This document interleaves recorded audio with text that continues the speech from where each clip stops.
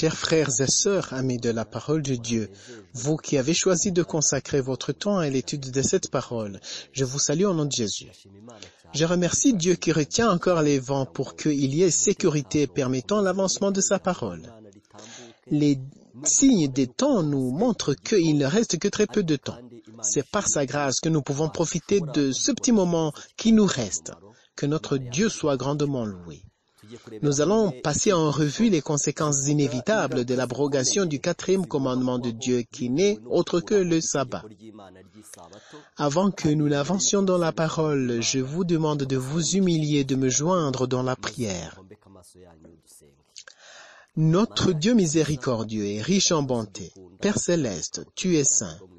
Nous te remercions infiniment pour ton amour, ta compassion envers nous. Depuis nos naissances respectives, tu as veillé à la sécurité de tout un chacun. Merci de ce que tu as poursuivi notre vie jusqu'à payer notre rançon pour notre rachat, afin que nous ne périssions point, mais que nous ayons la vie éternelle, que ton nom soit glorifié. Tu n'as jamais cessé de nous parler à travers ta parole. Tu as été notre conseiller. Dans ton amour, tu n'as rien épargné qui puisse nous éclairer. Nous sommes témoins de beaucoup de prodiges, des miracles et de toute assistance offerte en notre faveur. Nous te remercions de ta lumière qui a brillé dans notre sentier pour nous montrer le chemin du salut. Nous te remercions de ton appel auquel nous avons répondu. Nous te remercions de ce que tu as été bon envers nous. Que ton nom soit glorifié. Alors que nous allons étudier ta parole, bénis-nous, illumine nos cœurs, que ton Esprit Saint vienne nous éclairer, qu'il nous rende libres de l'iniquité. Laisse ta parole changer notre vie pour que nous devenions tes enfants esclaves de ta justice, enfants dignes de quitter cette terre à ton second avènement. C'est au nom de Jésus, notre Seigneur et Roi, que nous formulons notre prière. Amen. Nous allons voir les conséquences graves qui vont découler de l'abolition du 4e commandement de Dieu, qui est le sabbat.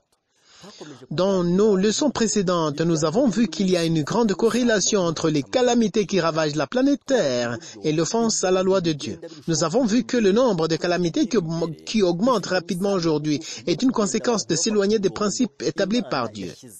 Mais ce qui est étonnant, c'est que les habitants de la Terre ne sont pas en train de découvrir que les maux qu'ils subissent sont causés par le fait de s'éloigner des principes divins.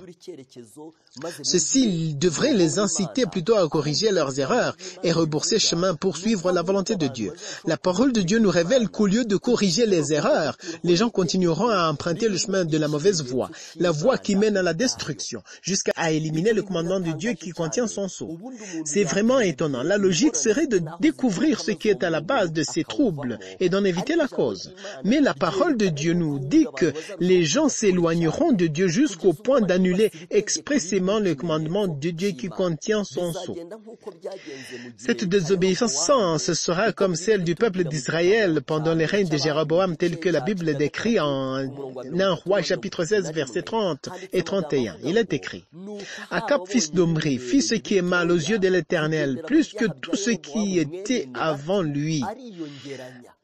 Il en ajouta d'autres. C'est vraiment étonnant. Les péchés auxquels Jéroboam, fils de Nebat, avait conduit Israël à faire étaient très graves.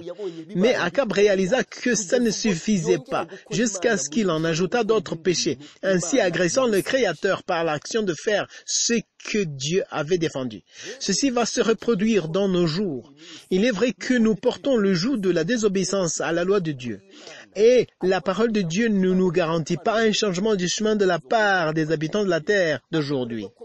Plutôt, ils vont agresser Dieu davantage jusqu'à abolir son commandement qui contient son sceau. Le commandement qui nous dit bien que Dieu est le créateur de l'univers.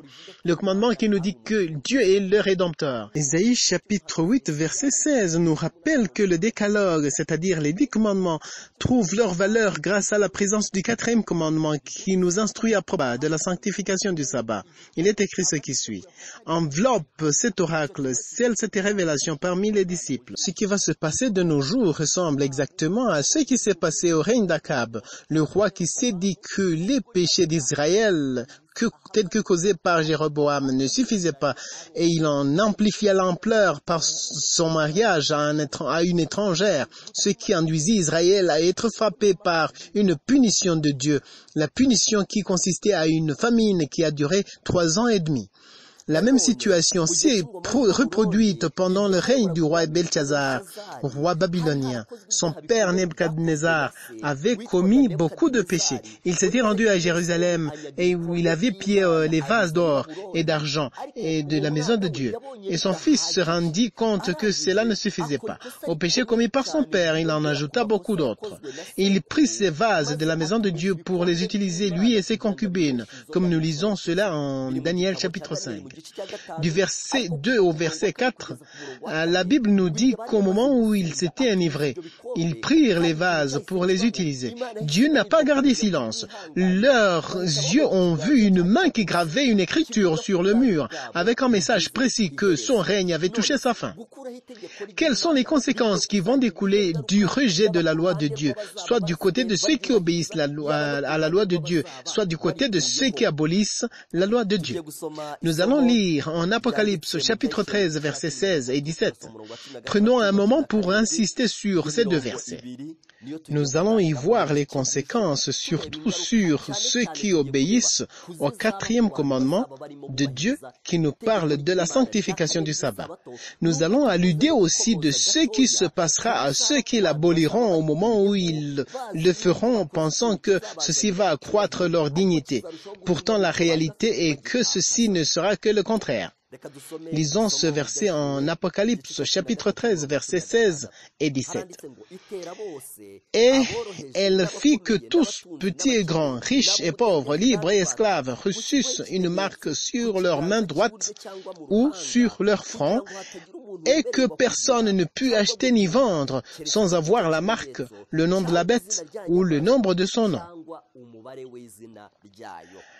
La signification de ces paroles est très profonde, car elle nous montre comment la liberté religieuse sera ôtée peu à peu, et d'une façon particulière. Ce problème sera accentué à un certain groupe de gens.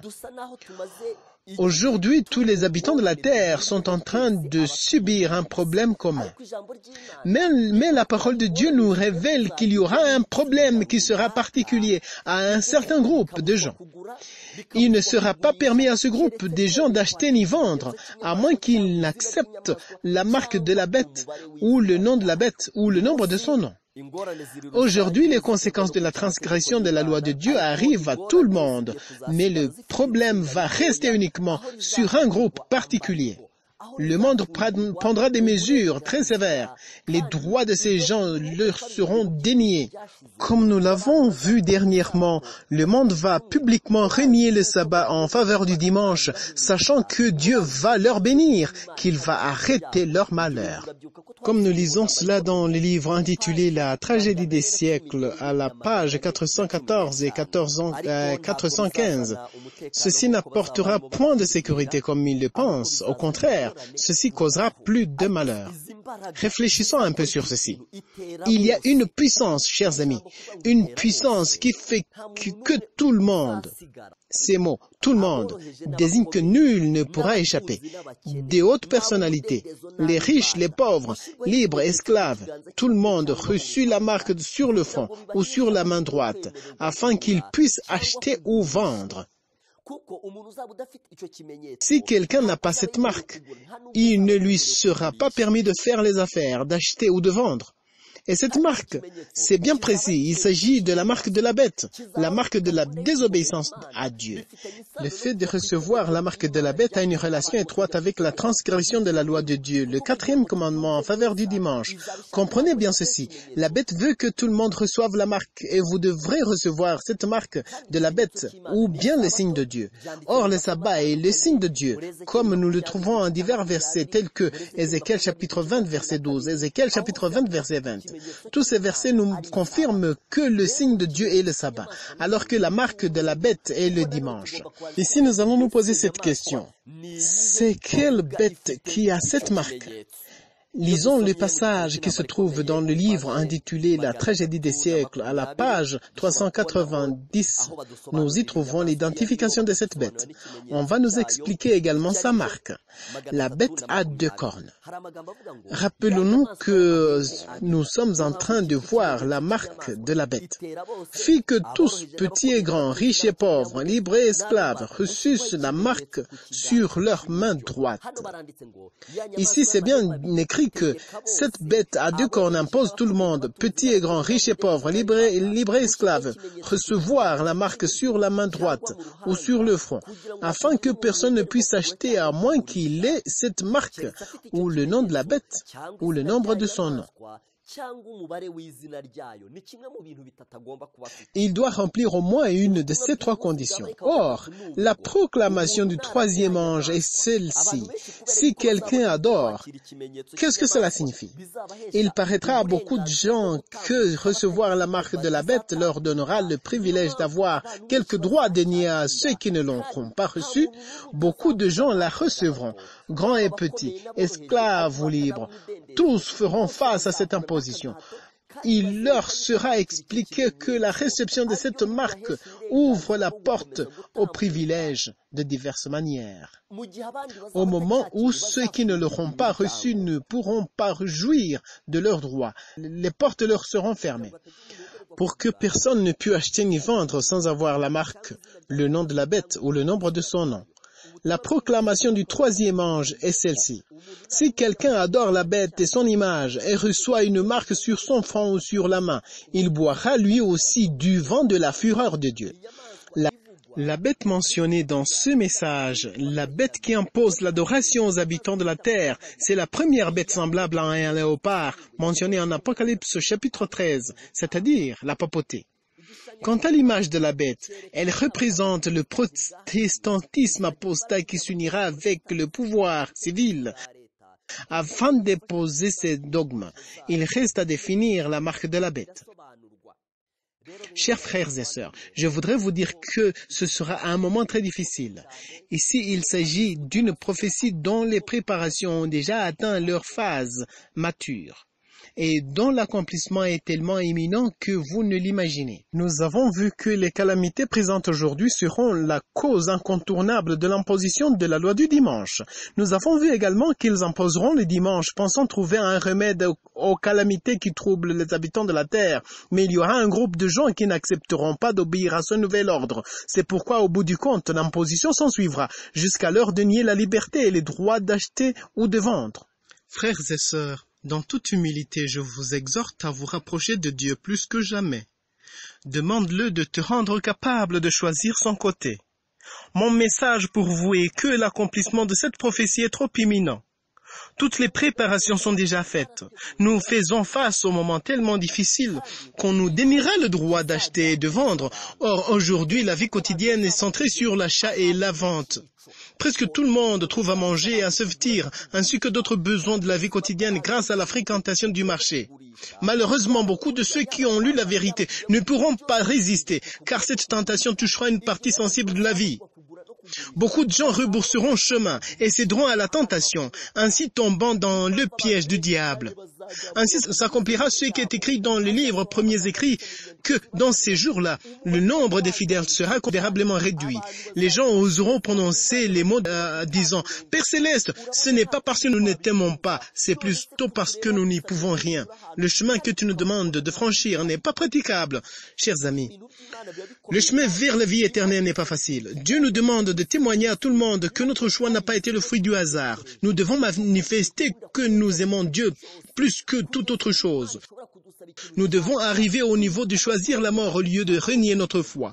C'est pourquoi Dieu acceptera que nous passions à travers cette tentation qui touchera le point sensible de la vie, c'est-à-dire le droit d'acheter et de vendre, ce qui fera que beaucoup abandonnent leur foi. Disons, Dieu, nous t'aimons, mais tu vois très bien que tu nous demandes de passer là où il n'y a pas de chemin. Alors, qu'est-ce qui va se passer à un grand nombre de gens? Je vais vous lire un passage important que nous trouvons dans le livre Événements des derniers jours, le point 504. Ceux qui adhèrent à la vérité sont maintenant invités à choisir le refus de la pleine acceptation de la parole de Dieu ou l'abandon de leur liberté. Si nous obéissons à la parole de Dieu et si nous acceptons les coutumes et les traditions humaines, nous pourrons encore vivre parmi les hommes pour acheter et vendre et voir nos droits respectés. Mais si nous préservons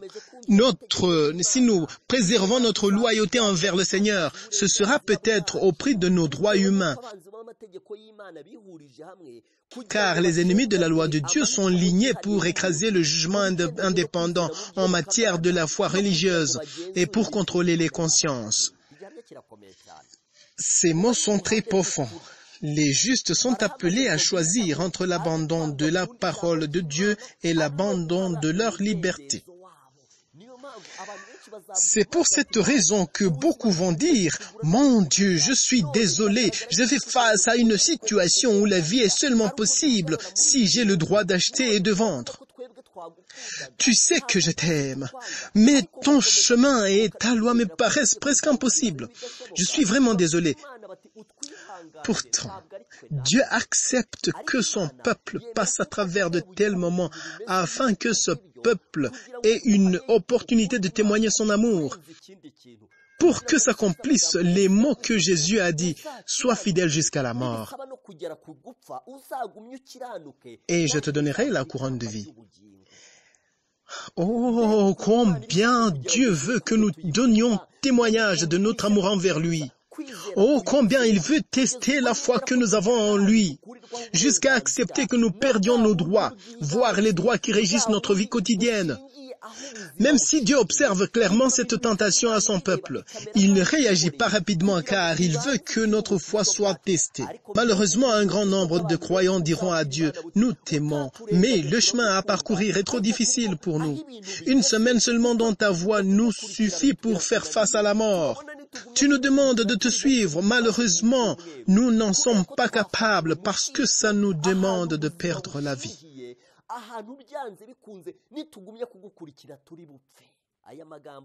Rappelez-vous de ce que ce passage nous dit.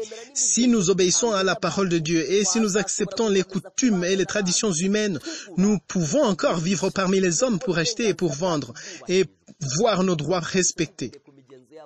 Si nous acceptons les coutumes et les traditions humaines, nous pouvons mener notre vie dans ce monde, mais en même temps nous perdons notre héritage céleste.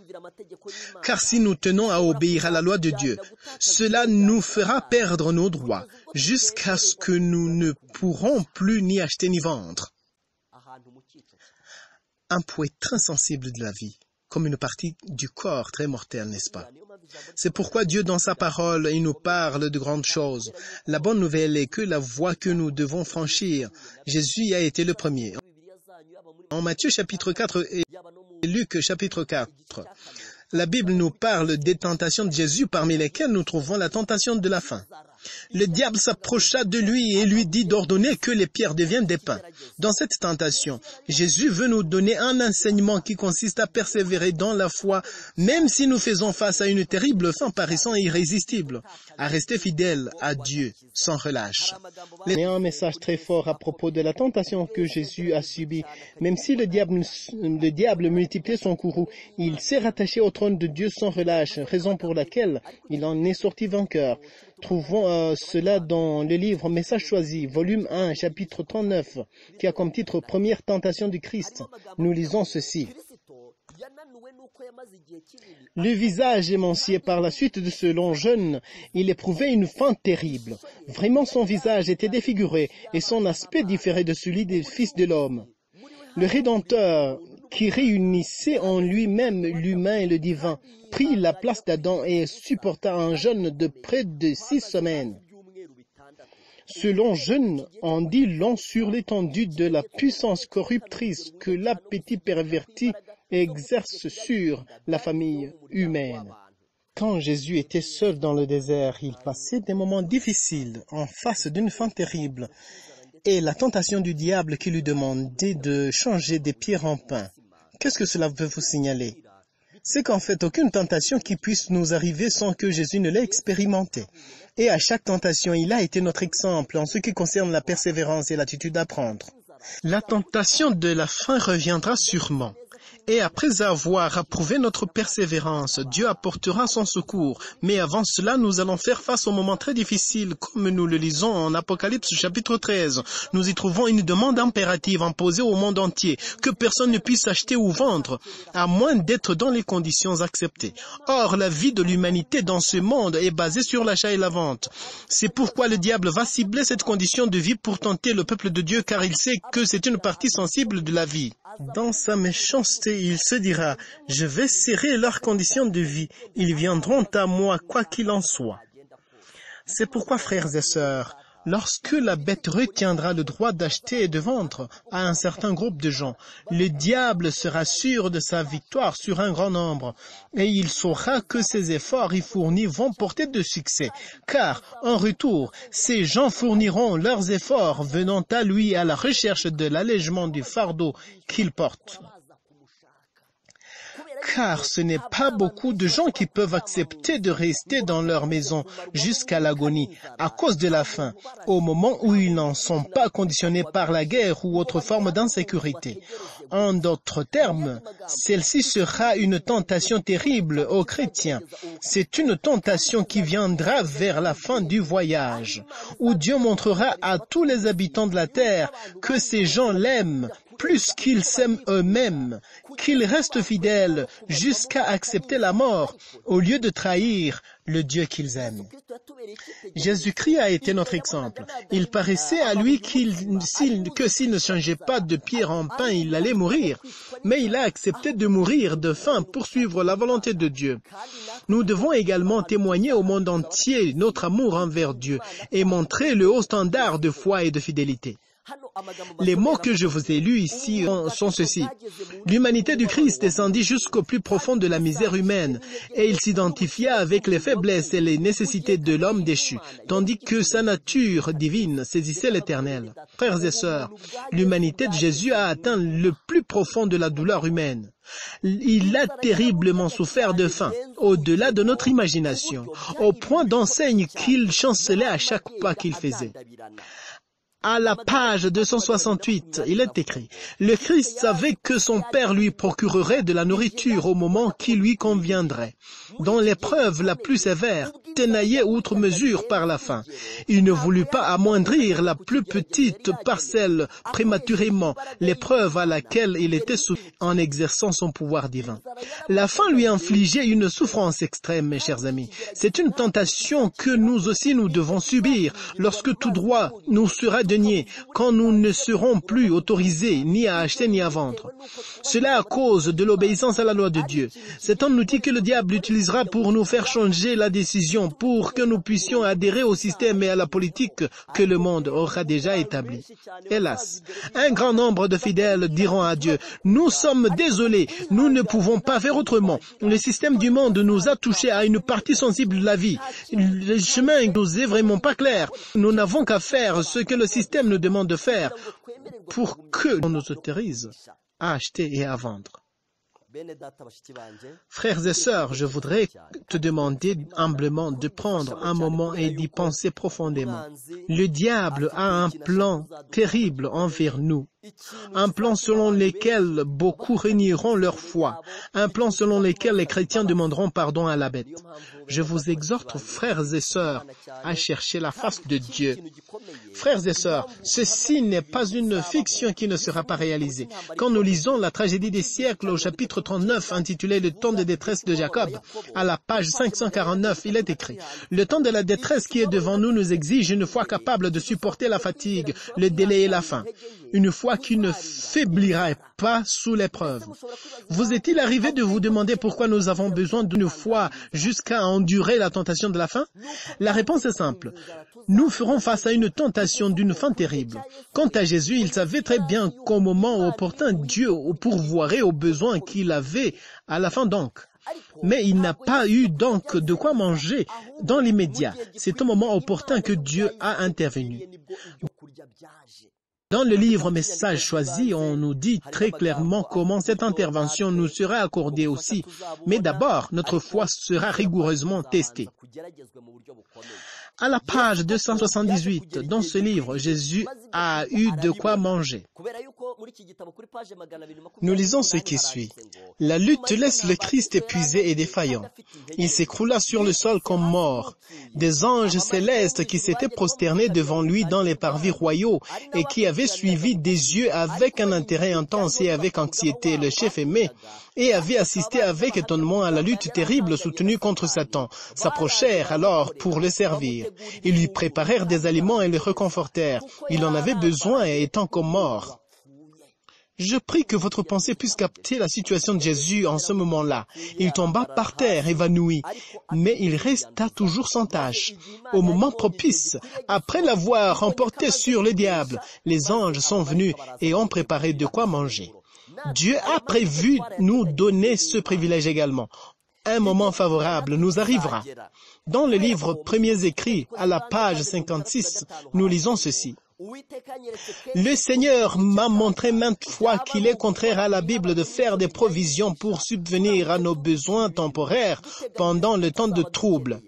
Je vis que les saints mettaient de côté des vivres chez eux ou dans les champs pour ce moment-là, alors que l'épée, la famine et la peste séviraient dans le pays. Ces vivres leur seraient enlevés par la violence et les étrangers moissonneraient leurs champs.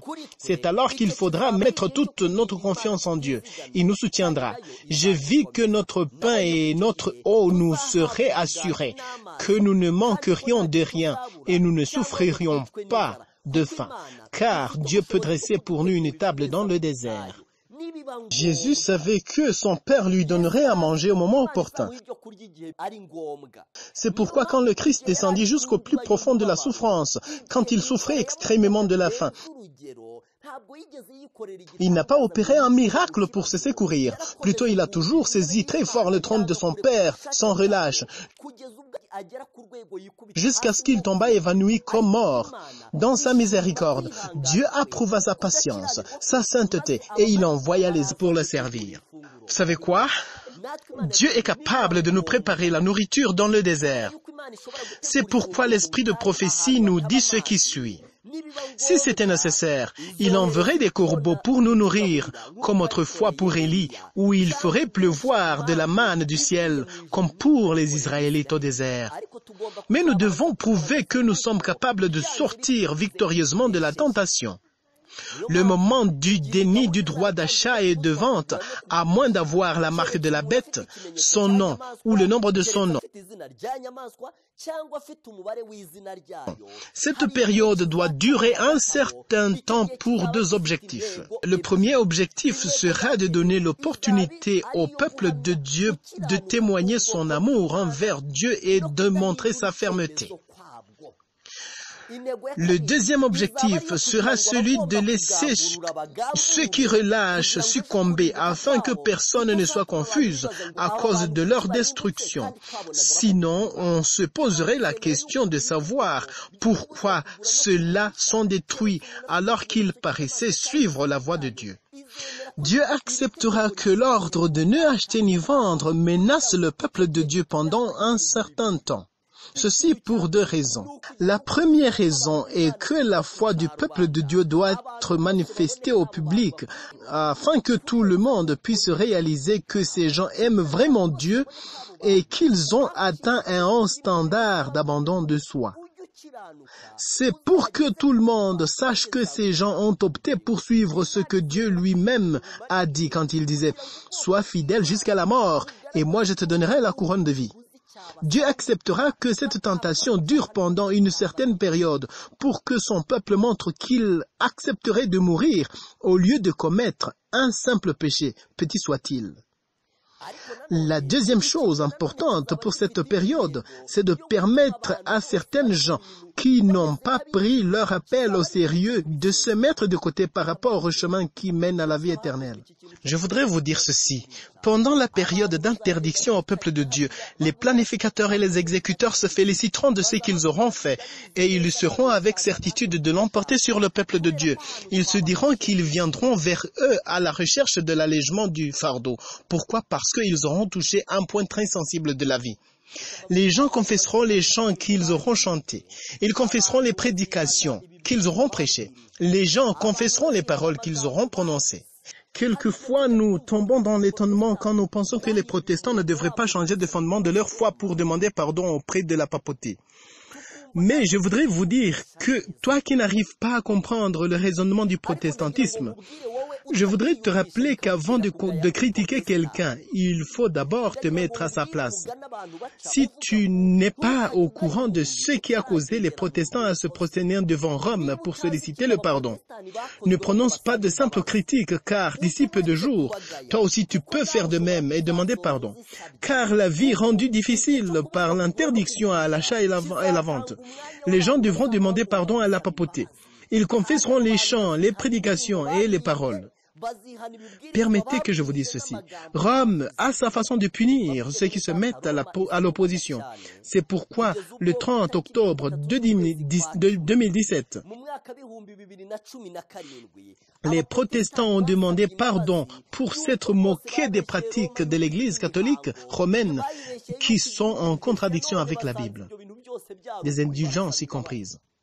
Vous est-il arrivé de penser pourquoi tous les leaders du monde doivent se prosterner devant la papauté? Pourquoi? Pourquoi est-ce qu'ils s'abaissent jusqu'à se prosterner devant la papauté? Bientôt, tous les habitants de la terre vont se grouper en deux groupes, et chaque groupe devra avoir une puissance qui le gouvernera. Le premier groupe va s'appuyer sur la puissance de Dieu et attendra son soutien. Les gens seront certains que Dieu enverra le pain et qu'il fera pleuvoir la manne au moment opportun. Ils mettront leur confiance en Dieu et ils suivront la volonté de Dieu jusqu'à accepter la mort au lieu de commettre un péché. Ce groupe s'appuiera sur son Dieu et Dieu donnera son secours. Mais avant d'intervenir, leur foi sera testée. Ils devront donner témoignage de leur amour envers Dieu.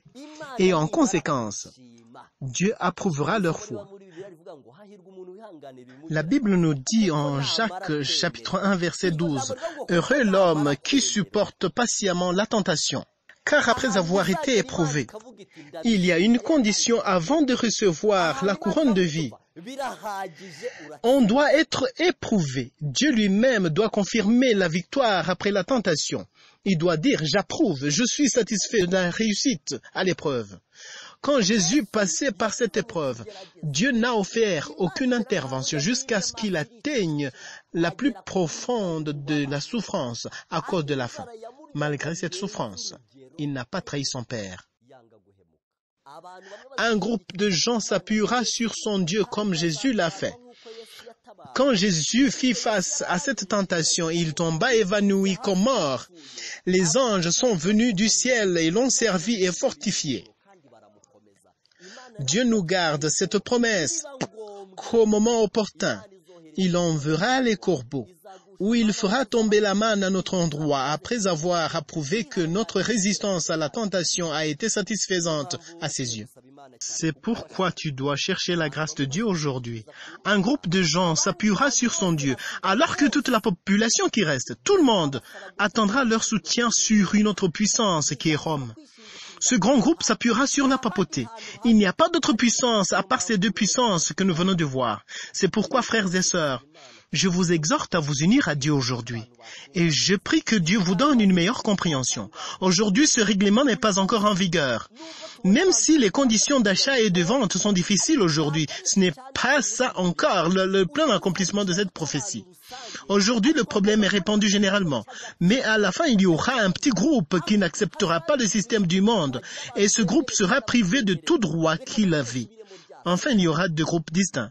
Je vais relire le verset que nous avons lu. « Et il fit que tous, petits et grands, riches et pauvres, libres et esclaves, reçussent une marque sur leur main droite ou sur leur front, et que personne ne put acheter ni vendre sans avoir l'une de ces conditions, la marque, le nom de la bête ou le nombre de son nom. »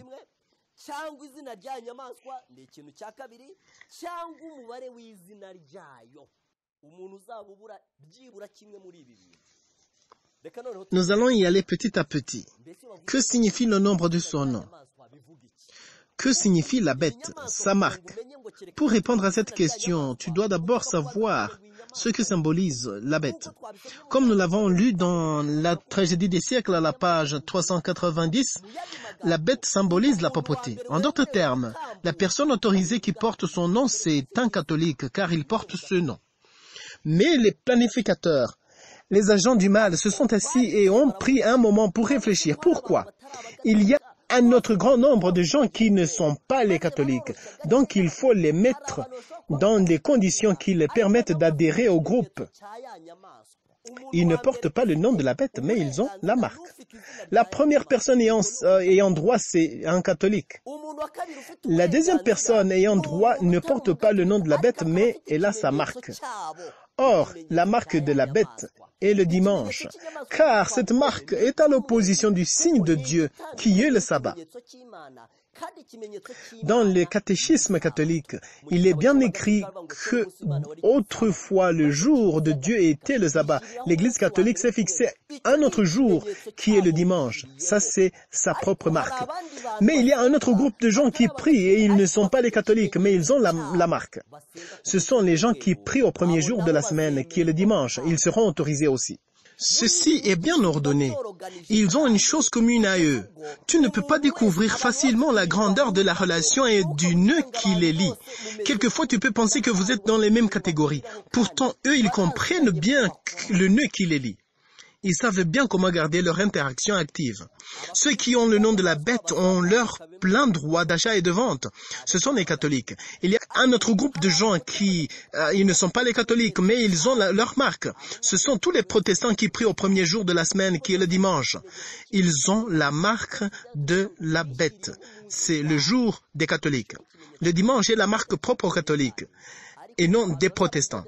Ceux qui portent cette marque auront aussi droit à l'achat et à la vente. Il y a un troisième groupe. Ce sont les gens qui ne portent pas le nom de la bête, qui n'ont pas sa marque, c'est-à-dire ils ne prient pas le dimanche, mais ils ont le nombre de son nom. Prenons par exemple les musulmans. Ils ne portent pas le nom catholique. Ils ne prient pas le dimanche. Pourtant aujourd'hui, ils ont beaucoup de liens qui les unissent aux catholiques. Cette condition leur donne le droit d'achat et de vente. Ils ont droit de passer. Laisse-moi vous dire que le groupe qui reste, surtout les adventistes, ils auront aussi à avoir la marque, ou le nom de la bête, ou le nombre de son nom, afin qu'ils aient le droit de passer.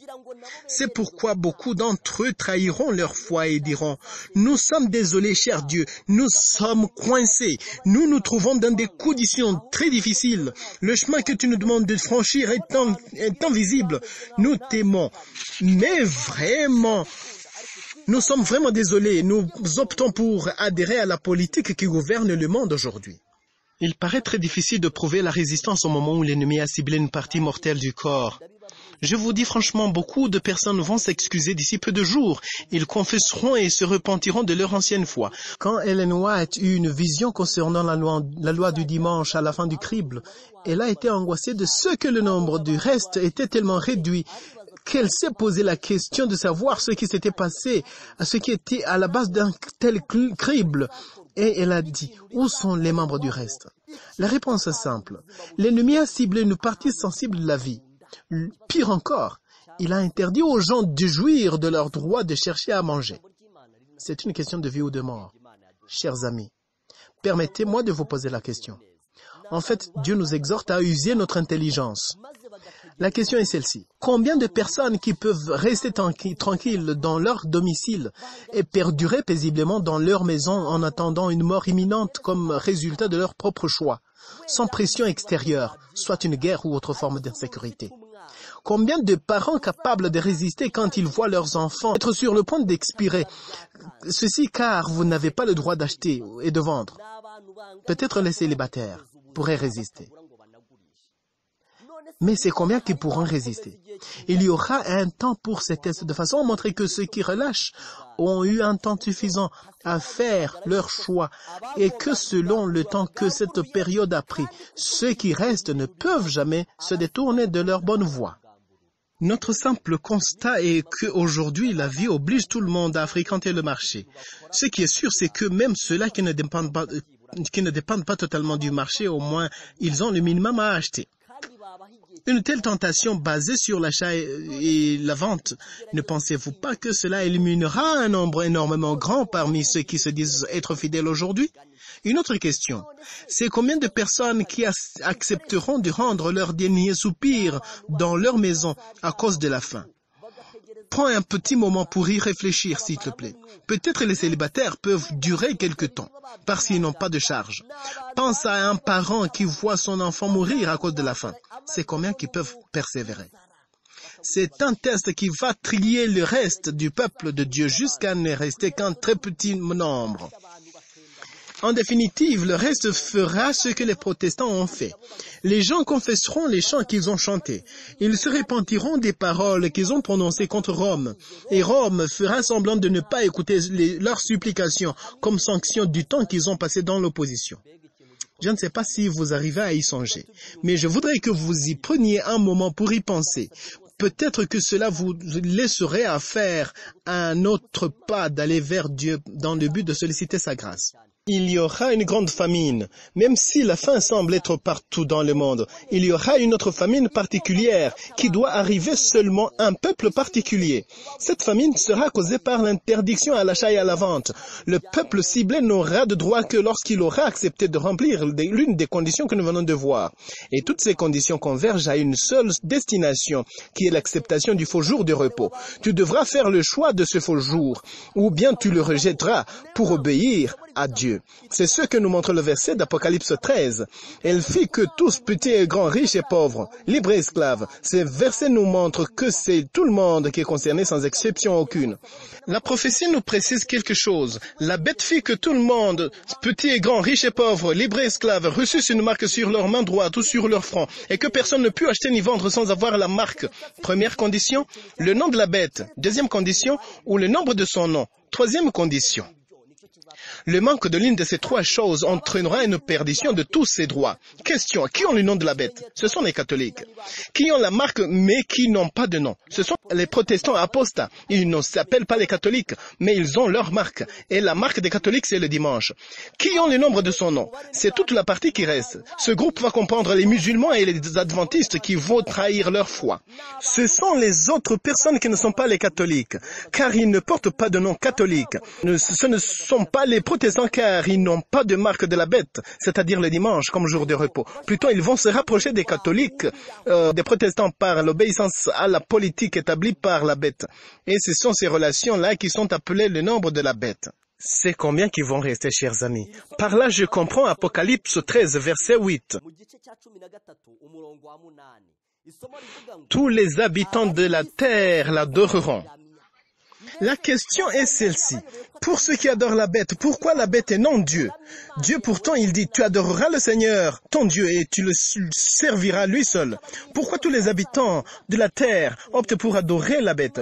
Pourtant, les églises réclament adorer le vrai Dieu. Qu'est-ce qui se passera pour que tous adorent le faux Dieu?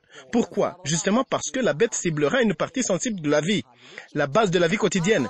Tout le monde qui n'a pas cette foi ferme en Dieu, soit ceux-là par les émotions qui se disent qu'ils n'adoreront pas la bête, soit ceux-là qui se sentent dans la faiblesse de l'adorer. Ce que la Bible dit est ceci. Tout le monde l'adorera, tous ceux dont le nom n'a pas été écrit dans le livre de vie. La Bible ne dit pas que c'est ceux-là qui sont dans l'ignorance. Non, c'est tout le monde. Je voudrais vous dire qu'aujourd'hui, les gens ont commencé à l'adorer. Ils ont réalisé que l'adorer, se prosterner devant elle et suivre ses instructions leur permettrait de vivre longtemps et de gouverner les pays et de réaliser un développement désiré et implémenter les activités avec succès. Les gens l'adorent, mais il y a un groupe de gens qui ne l'adoreront pas. Leurs punitions sont prévues et ils seront privés d'acheter et de vendre. Et ce sera un test pour qu'ils prennent un côté de l'adorer ou ne pas l'adorer. Est-ce que ces versets vous sont clairs? Et il fait que tous, petits et grands, riches et pauvres, libres et esclaves, reçussent une marque sur leur main droite ou sur leur front, et que personne ne put acheter ni vendre sans avoir la marque, ou le nom de la bête, ou le nombre de son nom. C'est ce qui va causer l'accomplissement de la prophétie d'Apocalypse 13, verset 8, qui dit « Et tous les habitants de la terre l'adoreront ». Malgré ceci, notre Dieu est un Dieu de grâce, qui ne veut rien cacher à son peuple. Quand nous lisons en Apocalypse chapitre 15, verset 2, nous lisons ce qui suit. Et je vis comme une mer de verre, mêlée de feu, et ceux qui avaient vaincu la bête et son image, et le nombre de son nom, debout sur la mer de verre, ayant des harpes de Dieu. Que notre Dieu soit grandement loué. Jean, le serviteur de Dieu saint, quand il eut la vision de ce qui doit se passer dans nos jours, il décrit ces situations comme des événements terribles et terrifiants. Même s'il le décrit comme des situations horribles qui feront que tous les habitants de la terre adorent la bête. Même si ce sont des situations qui ont fait que seulement très peu puissent échapper à cause de l'interdiction à se nourrir et nourrir sa famille, ainsi causant beaucoup à se retirer de la voie du salut. Quand il regardait, il a vu aussi ceux qui ont triomphé. Ils ont vaincu la bête, ils ont vaincu son image et le nombre de son nom. C'est seulement ceux-là qui n'ont pas adoré la bête. Oh, combien ces gens-ci aiment Dieu plus qu'ils s'aiment eux-mêmes. Ce sont les gens qui décideront de signer et d'accepter de mourir au lieu de trahir leur Dieu. Ces gens auront le cœur de Jésus quand il était dans le désert, quand il était au plus profond de la douleur, quand il éprouvait la grande faim. Il était sur le point de mourir, mais il a préféré dire « Même si je meurs, je mourrai rattaché au trône de mon Père. » Oh, les mêmes personnes qui passeront par cette tentation aiment Dieu. C'est pourquoi Paul, le serviteur de Dieu, a dit « Toutes les choses seront ébranlées, comme étant faites pour un temps, afin que les choses inébranlables subsistent. » Quelle est la matière qui compose les choses inébranlables? Vous imaginez-vous, frères et sœurs? Les grandes autorités de ce monde réaliseront qu'ils n'ont pas d'autre choix que de se prosterner devant Rome pour l'adorer. Ils diront à Dieu, c'est le seul moyen pour subsister. Vous imaginez-vous encore les gens qui ont fait la théologie et qui ont eu la lumière à distinguer la vérité et l'apostasie? Eux aussi adoreront Rome, tout en sachant très bien qu'ils empruntent un faux chemin, mais ils diront à Dieu, nous ne pouvons faire autrement. C'est pourquoi Jean, le serviteur de Dieu, dit en Apocalypse chapitre 15, verset 2, il a vu un petit groupe de gens qui ont triomphé et il dit ceci. Et je vis comme une mer de verre mêlée de feu et ceux qui avaient vaincu la bête. Ces mots, ceux qui avaient vaincu, ce sont les mots d'une grande importance, car ils veulent signifier que ces gens sont des rescapés du monde, habitants du ciel si vous voulez. Ce sont les gens qui viennent de gagner la bataille, ceux qui avaient vaincu. Réfléchissez un peu sur ce scénario. D'un côté, un simple paysan d'un coin reculé de la campagne n'est responsable de rien sans son ménage. De l'autre côté, les grandes personnes tremblent devant Rome jusqu'à déposer leur autorité pour se prosterner. Les autres tremblent jusqu'à déposer la théologie pour laquelle ils ont des diplômes et se prosterner devant Rome. Tandis que Dieu, dans un coin reculé de la campagne, a un simple paysan qui n'adorera pas la bête et son image. Chose étonnante. Notre Dieu ne fait point exception de personne. Toute personne est importante devant sa face, raison pour laquelle il octroie l'assistance nécessaire d'une façon égale. Mais les gens diffèrent dans la façon dont ils utilisent cette assistance. C'est vraiment étonnant de voir comment les différents présidents déposent leur autorité parce qu'ils se trouvent dans un coin dans un chemin sans issue. Ils s'unissent à Rome et acceptent de gouverner les pays selon la politique établie par la bête. Pensez encore aux paysans que nous avons pris comme exemple. Jean l'a vu sortir vainqueur. Il a vaincu la bête. Il n'a pas reçu sa marque. Il n'a pas reçu le nombre de son nom. De telles personnes vont régner avec le Christ pendant 1000 ans. Nous allons lire en Apocalypse chapitre 20, verset 4. « Et je vis des trônes, et à ceux qui s'y assirent fut donné le pouvoir de juger. Et je vis les âmes de ceux qui avaient été décapités à cause du témoignage de Jésus, et à cause de la parole de Dieu, et de ceux qui n'avaient pas adoré la bête ni son image. » Oh, ces gens-là sont les héros. Ce sont les gens sans tache. le peuple de Dieu, ils ont accepté d'être décapités. Pourquoi? Dieu veut que nous témoignions notre amour envers lui, raison pour laquelle il accepta qu'on nous prive nos droits petit à petit. Mais Dieu n'a pas accepté qu'on nous ravisse tous nos droits une fois pour toutes. Au moment où on ravira les droits, le peuple de Dieu restera avec l'option de cultiver les champs, le droit de moissonner, ceci pendant un certain moment. Et si les gens ne sont pas capables d'acheter ou vendre, ils sont capables de cultiver leurs champs, mais ceci pour un moment. Ce moment est nécessaire pour deux raisons. Premièrement, le témoignage de leur foi doit être manifesté à tout le monde. Comme nous le lisons dans l'Évangile, que l'on ne peut pas allumer une lampe pour la mettre sous le boisseau. On la met plutôt sur le chandelier et elle éclaire tous ceux qui sont dans la maison.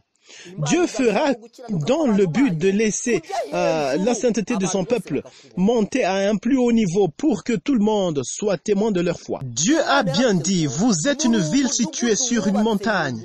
Dieu le fera pour permettre à la sainteté de son peuple être à la vue de tout le monde. C'est pourquoi il va permettre que ce moment ne soit pas une seule journée, un seul mois, pour que les autres ne disent pas que si Dieu prolongeait cette période, ces gens dénieraient leur foi. Dieu permettra un temps plus ou moins long pour que son peuple soit une ville située sur une montagne.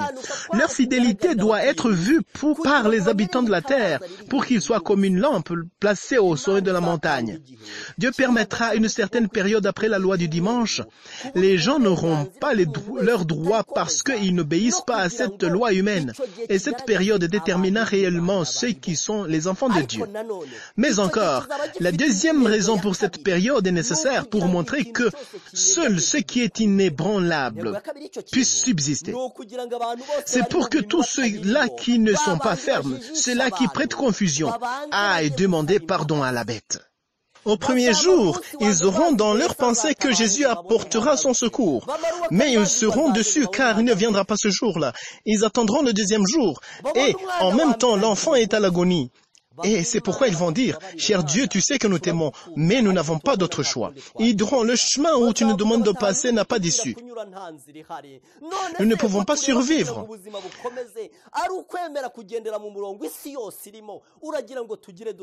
Dieu leur laissera le droit d'abandonner, car ce qui compte pour Dieu n'est pas le nombre, mais plutôt ceux qui l'aiment plus que le monde. Ce sont les gens qui aiment Dieu plus qu'ils s'aiment eux-mêmes. Les gens qui ont l'amour, qui ne cherchent pas son intérêt. Pour eux, ce qui importe dans leur vie, c'est donner gloire à Dieu. Pour eux, donner gloire à Dieu est une chose ultime qui ne peut pas être remplacée. Ces gens ont décidé de donner gloire à Dieu malgré le prix que cela peut coûter. Dieu a de telles personnes en Afrique, en Asie, les gens qui ne sont pas célèbres, les gens qui ne sont pas fameux. Personne ne s'intéresse à ces gens. Ce sont les gens qui ne sont pas de grandes responsabilités. Dieu a de telles personnes au monde entier. Les gens qui ne seront pas terrifiés au moment où les autres seront perplexés et terrifiés. Alors que les autres confesseront avec intérêt devant la bête comme s'ils concourent à l'obtention du pardon de Dieu. Est-ce qu'il vous arrive de penser pourquoi les protestants ont confessé et demandé pardon à Rome? Est-ce que cela vous fait trembler? Est-ce que vous frissonnez quand vous y pensez? Vous arrive-t-il de penser et de vous demander pourquoi les grandes autorités se prosternent devant Rome pour qu'elles puissent collaborer et entrer en partenariat avec elle? Suite à de tels moments, Dieu a prévu l'effusion de la puissance du Saint-Esprit au niveau inimaginable. Toute personne qui n'adorera pas la bête aura cette puissance de Dieu. Jean, le serviteur de Dieu, dans le chapitre 20, au verset 4, il dit, « Et je vis des trônes, et à ceux qui s'y assirent fut donné le pouvoir de juger. Et je vis les âmes de ceux qui avaient été décapités à cause du témoignage de Jésus, et à cause de la parole de Dieu, et de ceux qui n'avaient pas adoré la bête ni son image, et qui n'avaient pas reçu la marque sur leur front ou sur leurs mains. Ils revinrent à la vie, et ils régnèrent avec Christ pendant 1000 ans. » Quelle fidélité! Qu'ils sont bons ces gens! Le peuple de Dieu qui aura fait ce que les autres n'ont pas pu faire. Je vous disais tout à l'heure que Dieu a jugé bon d'accepter qu'on nous ôte nos droits petit à petit, et cela de manière différente. Je sais bien qu'il y a quelques droits que les gens qui vivent par la prière n'ont pas aujourd'hui, au moment où les autres sont en train d'en bénéficier. C'est triste car ceux-ci n'ont pas quelques droits suite à la vie de prière qu'ils mènent. Dieu acceptera que ceux-ci prennent un autre pas, jusqu'à perdre le droit d'acheter et de vendre, pour que leur fidélité soit comme une lampe au sommet de la colline, et pour que tous les habitants de la terre puissent les voir. Ce sont les gens qui aiment Dieu plus qu'eux-mêmes, et plus qu'ils s'aiment, et qu'ils aiment le monde. Dieu acceptera que les méchants retiennent les droits des justes de façon à ne pouvoir ni acheter ni vendre. Mes frères et sœurs, Dieu ne peut pas laisser son peuple perdre tous les droits en même temps. Quand les enfants de Dieu ne pourront plus ni acheter ni vendre, il leur restera le droit de moissonner la récolte de leur champ. Dieu n'acceptera pas que les agents de Satan prennent tous les droits en même temps. Plutôt, cette période aura lieu pour que ceux qui ne sont pas attachés au sceptre soient secoués, tandis que pour les enfants de Dieu, ce sera un moment de donner le témoignage vivant au monde entier. Quand chacun aura son côté, quand le secouement aura déjà groupé les gens dans deux catégories, les ébranlables d'un côté et les inébranlables de l'autre côté, Dieu permettra que les pécheurs avancent dans leur méchanceté. Ils nous ôteront aussi le droit de moissonner la récolte de nos champs, et ils nous chasseront de nos champs et de nos maisons. En définitif, Dieu nous prendra au ciel. Au moment où la terre paraîtra ne pas être notre demeure, nous n'aurons rien qui puisse être le nôtre, car nous resterons sans possession de biens matériels. Par la grâce de Dieu, son peuple prendra tous les biens matériels de ce monde en dégoût, et nous perdrons tous nos droits, de façon qu'il nous restera qu'un seul choix. Notre vie dépendra de Dieu. Même si Dieu n'acceptera pas que les méchants ôtent tous les droits en même temps, finalement, le peuple de Dieu restera sans aucun droit dans ce monde. C'est une chose qu'ils feront petit à petit autant que Dieu acceptera la mise en exécution de leur plan maudit. Aujourd'hui, quelques droits nous sont ôtés. D'ici peu de jours, nous allons perdre aussi nos droits d'acheter et de vendre. En ce moment-là, les soi-disant chrétiens iront se prosterner et demander la faveur de Rome, comme les protestants l'ont fait. Si tu n'as pas encore demandé cette faveur et que tu n'arrives pas à comprendre ce qui a poussé les protestants à se prosterner, cherche la face de Dieu pour que tu puisses vivre. C'est seulement cela qui peut te fortifier dans le chemin du salut. Sinon, dire que tu connais le décalogue, que tu es né dans l'église, au sein de l'église, tu adoreras la bête, et la bête fera semblant de ne pas t'écouter, comme punition du temps que tu as passé dans l'opposition, jusqu'à ce que tu t'agenouilles à cause du danger auquel ta famille et toi, vous êtes en train de faire face. Nous venons de voir les conséquences qui découleront de l'abolition de la loi de Dieu et la création de l'image de la bête. Nous venons de voir que les enfants de Dieu seront privés de leurs droits petit à petit. Ils n'auront plus droit d'acheter ou de vendre. Et dans quelques jours après, ils seront chassés de leurs champs et de leurs maisons. Ce sont les conséquences de l'abrogation de la loi de Dieu et la mise en place d'une loi apostate, le faux jour de repos. Est-ce que ces conséquences seront seulement sur le peuple de Dieu? Quand nous lisons la parole de Dieu, nous trouvons que l'abolition de la loi de Dieu aura ses conséquences sur les planificateurs et les exécuteurs, mais aussi sur tout le monde qui choisira agir en accord avec le système établi par la bête. En Apocalypse chapitre 14, verset 9, il est écrit « Et un autre ange, un troisième ange le suivit en disant d'une voix forte « Si quelqu'un adore la bête et son image et reçoit une marque sur son front ou sur la main, il boira lui aussi du vin de la fureur de Dieu versé sans mélange dans la coupe de sa colère, et il sera tourmenté dans le feu et le soufre devant les saints anges et devant l'agneau. » Ici, la prophétie nous dit que quiconque choisira le faux système afin de pouvoir acheter et vendre, au moment où les enfants de Dieu ne pourront ni acheter ni vendre, tel que nous avons vu ça en Apocalypse chapitre 13, verset 16. Et elle fit que tous, petits et grands, riches et pauvres, libres et esclaves, reçussent une marque sur leur main droite ou sur le front, et que personne ne put acheter. Le temps arrivera où le peuple de Dieu vivra sans jouir de leur droit d'acheter et de vendre comme les autres. Il leur sera permis de récolter ce qu'ils auront cultivé, mais ceci pour une courte durée, car l'ennemi fera un pas en ajout pour les ôter aussi les droits qui restent. Et il les chassera de leurs biens. Leur seul espoir sera de fixer leur regard au ciel pour subvenir à leurs besoins. Le pain leur sera accordé, et la manne tombera du ciel en leur faveur. Quand le peuple de Dieu était dans le désert, Dieu l'a nourri, il lui a donné à boire et à manger. Il fera de même pour nous. Les autres penseront au prix qu'ils doivent payer pour obéir à Dieu, les conditions de vie qu'ils doivent subir, comment ils seront chassés de leur propriété. Ils mettront tout ça sur leur balance de faiblesse et prendront la décision de joindre l'ennemi. Au moment où ils penseront qu'ils sont en sécurité, cette sécurité ne sera que pour peu de jours, car Dieu met au clair ce qui se passera à ceux qui adorent la bête et son image. Dans ce verset d'Apocalypse 14, verset 9, où il dit « Et un troisième ange le suivit, et en disant d'une voix forte, « Si quelqu'un adore la bête et son image, et reçoit une marque sur son front ou sur la main, il boira lui aussi du vin de la fureur de Dieu. » Or, ce vin symbolise les 7 fléaux derniers. 2 choses sont mentionnées ici. Le vin versé sans mélange dans la coupe de sa colère. Premier élément important. Et il sera tourmenté dans le feu et le soufre devant les saints anges et devant l'agneau. Les 7 fléaux derniers seront suivis par la destruction totale des pécheurs, détruits par le feu. En Apocalypse chapitre 16, versets 1 et 2, nous lisons ce qui suit. « Et j'entendis une voix forte qui venait du temple et qui disait aux 7 anges, « Allez et versez sur la terre les 7 coupes de la colère de Dieu. Le premier alla et il versa la coupe sur la terre. Et un ulcère malin et douloureux frappa les hommes qui avaient la marque de la bête et qui adorent son image. » Le vin de la fureur de Dieu, ce sont les 7 fléaux derniers tels que décrits en Apocalypse chapitre 16. Dieu invite son peuple à tenir ferme, même si le chemin à parcourir est très difficile, plein de dangers et de découragement. Il veut que son peuple sache que le danger qu'ils encourent ne peut jamais être comparé aux troubles qui tomberont sur les pécheurs à la fin du temps de grâce. C'est pourquoi j'invite chacun qui m'écoute à ne choisir que le côté triomphant, malgré le prix que cela peut coûter.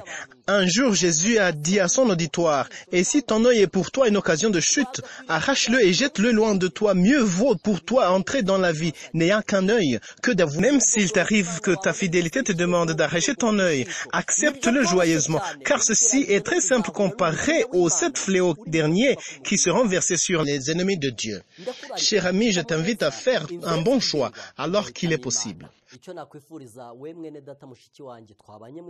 Mon souhait pour toi, mon frère et ma sœur, se trouve en Apocalypse chapitre 15, verset 2. Il est écrit, « Et je vis une mer de verre, comme une mer de verre, mêlée de feu, et ce qui avait vaincu la bête, et son image, et le nombre de son nom, debout sur la mer de verre, ayant les harpes de Dieu. » Mon souhait pour toi qui m'écoute est que tu puisses choisir le côté de ceux-là qui vaincront la bête et son image. Malgré toutes les stratégies que la bête a déjà mises en place, malgré les conditions de vie très compliquées, sans acheter ni vendre, malgré les risques d'être chassé de ses biens. Je souhaite qu'à la fin tu sois compté parmi ceux qui vaincront la bête et son image. Un grand pas que beaucoup échoueront à franchir. Je sais très bien que tu auras beaucoup de raisons pour donner gloire à Dieu. Mon deuxième souhait pour toi se trouve en Apocalypse chapitre 20 verset 4. On lit ce qui suit. Et je vis des trônes, et ceux qui s'y assirent fut donné le pouvoir de juger. Et je vis les âmes de ceux qui avaient été décapités à cause du témoignage de Jésus et à cause de la parole de Dieu, et de ceux qui n'avaient pas adoré la bête ni son image, et qui n'avaient pas reçu la marque sur leur front ou sur leurs mains. Et ils revinrent à la vie, et ils régnèrent avec Christ pendant 1000 ans.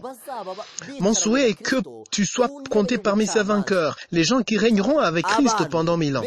Les gens qui ont accepté d'être décapités, les gens qui n'ont jamais adoré la bête et qui n'ont pas reçu sa marque, ils régneront avec Christ pour 1000 ans. Je prie que le Dieu de paix verse sur toi ses bénédictions et je t'exhorte à t'approcher de Dieu aujourd'hui, car le combat final auquel nous devons faire face. Disciples de jour est tellement terrible. Dans ce combat, les personnes de haute personnalité se prosterneront. Les grands et les petits théologiens qui avaient mémorisé tous les principes bibliques, ils accepteront de changer d'avis. C'est vraiment un combat terrible. Et seulement ceux-là qui ont trouvé leur refuge en Christ, seuls ceux-là qui ont choisi Christ pour être leur avocat, seuls ceux qui aiment Jésus plus qu'ils s'aiment eux-mêmes, c'est ceux-là seuls qui resteront fermes et inébranlables quand les choses ébranlables seront secouées. C'est quelqu'un qui n'est pas connu par de grandes autorités. Il restera seul, mais tant mieux accepté par Dieu. Tandis que ceux-là à qui Dieu a donné plusieurs faveurs et beaucoup de chance, ils vont perdre la bataille. Je prie pour toi, pour que Dieu te bénisse, qu'il fortifie ton cœur et qu'il te convainque que les gains et les honneurs que tu gagnes dans ta société ne valent rien, qu'ils ne sont là que pour te distraire. Les autres personnes te montreront que tu dois y adhérer pour que tu continues à avoir les droits que les autres n'ont pas. Oui, il est vrai que tu auras ces droits, mais ce ne sera que très peu de jours, et puis commencera la fureur. Encore une fois, je t'exhorte à faire un bon choix. Avant qu'il ne soit tard, je prie tout ceci pour toi par la grâce de Dieu, au nom de Jésus notre Roi et Seigneur. Amen. Nous allons prier. Notre Dieu, notre Père, tu es saint et fidèle. Nous te remercions que tu nous as rendus tes enfants. Tu as accepté d'effacer toutes nos transgressions commises quand nous étions encore dans l'ignorance. Tu as couvert tous nos péchés par le sang de Jésus-Christ. Tu nous invites à changer de direction, d'enfoncer nos racines dans ta justice. Tu as accepté que notre voie vers le péché soit fermée et tu nous as montré le chemin qui mène à la justice. Que ton nom soit glorifié, Père. Nous te remercions du temps écoulé depuis que nous avons commencé notre voyage, Père. Ton assistance offerte, tous les conseils que tu nous as prodigués, tout cela nous a grandement fortifiés dans notre voyage. C'est par ta grâce que nous pouvons encore prononcer ton nom. Nous te demandons de nous affermir dans ta grâce, Père. Les gens du monde nous effraient de ceux qui vont être les instruments du diable. Ils s'apprêtent à faire ce qui serait fait par Satan lui-même. Nous te demandons de nous donner le cœur de Jésus, le cœur qui est capable de résister aux tentations difficiles. Car nous comprenons très bien que bientôt tu vas nous récompenser. Soutiens-nous, tiens-nous par la main. Nous n'avons rien qui puisse être notre soutien. Nous n'avons pas même de force pour vaincre la bataille. Nous implorons ton assistance, ta grâce pour nous et pour toute la terre. Nous te le demandons au nom de Jésus, notre Seigneur. Amen. J'ai soif de ta présence, divin chef de ma foi. Dans ma faiblesse immense, que ferais-je sans toi?